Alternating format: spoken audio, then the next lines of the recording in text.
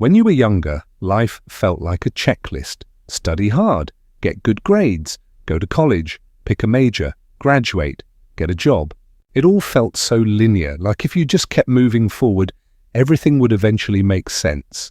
But then your 20s arrived, and suddenly the map disappeared, the clear steps were gone, the structure dissolved, and what used to feel like progress now just feels like movement, aimless, tiring, and sometimes pointless.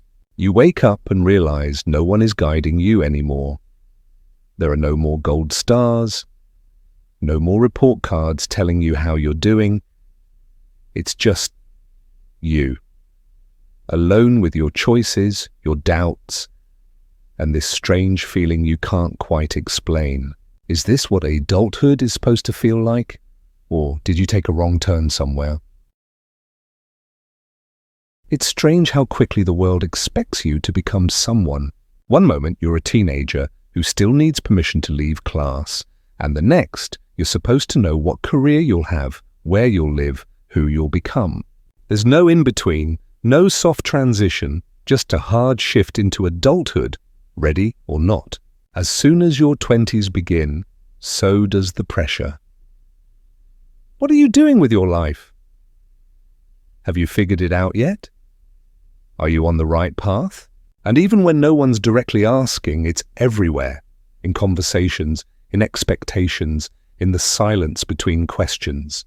We scroll through social media and see friends getting married, landing dream jobs, moving across the world, launching businesses. Everyone seems so certain, so successful, so far ahead. And then you look at yourself, in your room, on your phone, still unsure what you even want.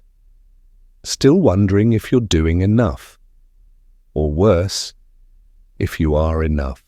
There's this unspoken belief that your 20s are a checklist. Career, love life, travel, health, purpose, passion. Like if you don't get it all figured out now, you'll spend the rest of your life trying to catch up. But what no one tells you is, this pressure is a lie, a product of comparison, of curated timelines, of a society obsessed with productivity and milestones. We weren't meant to bloom at the same time. We weren't meant to rush, but still, we do. And it makes us feel broken when we're not ahead, when we don't have a 5-year plan, when we're just surviving and not thriving. But maybe, just maybe, this is what your 20s are actually supposed to feel like. Messy, confusing, uncertain. Because growth doesn't happen in straight lines, and figuring yourself out isn't a goal, it's a journey. In your 20s, everything you thought you knew about yourself starts to shift.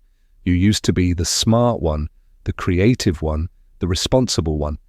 But now, those labels feel blurry, like clothes you've outgrown but still try to wear. You try new things, change your style, take on different jobs, move to new places. You chase a version of yourself that feels more true, hoping that one day it'll all click.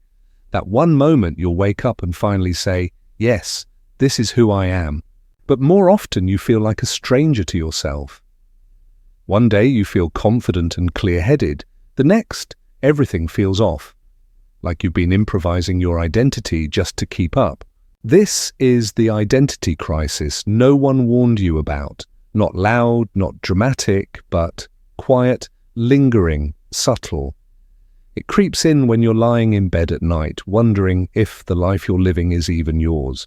And it's not just about career or purpose, it's deeper. Like you're trying to remember who you were before the world started telling you who to be.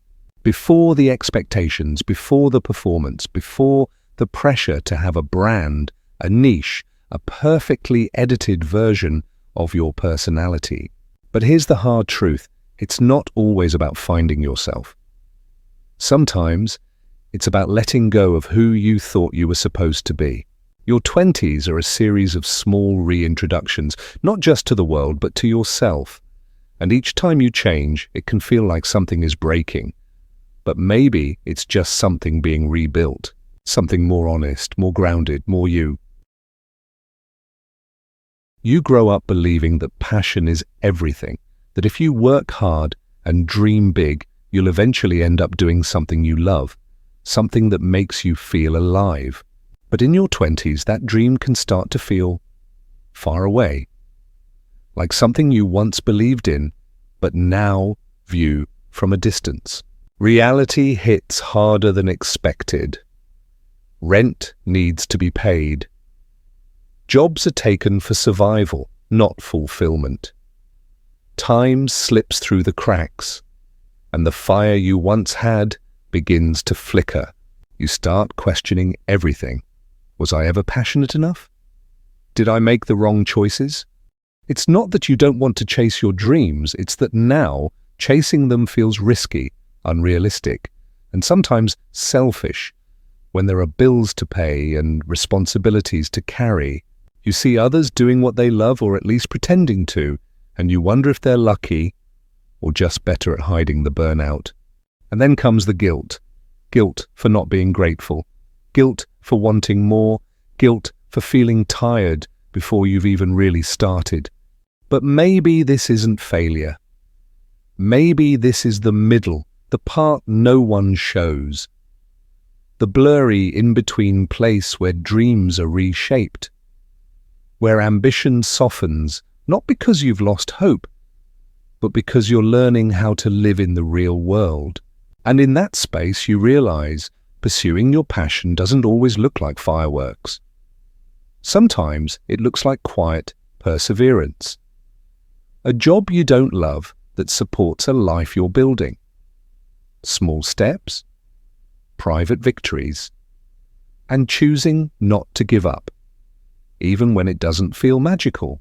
Because sometimes keeping the dream alive means redefining what the dream really is. No one really prepares you for the slow drift of friendships in your 20s. There's no big fight, no final goodbye, just distance. People get busy, move away, enter new chapters. And suddenly the group chats are quiet, the weekend plans disappear, and the people you once saw every day become digital memories. You tell yourself it's normal, and it is. But that doesn't make it any less lonely. You scroll through old photos, hear a familiar song, walk past an old hangout spot, and you realize that some parts of you only exist in the presence of people who are no longer around. That kind of grief is quiet. It's not dramatic like a breakup, but it stings in a way that's hard to explain. It makes you wonder if you're hard to keep. If you're the one not trying hard enough. If everyone else is moving forward while you're stuck between past connections and future uncertainty.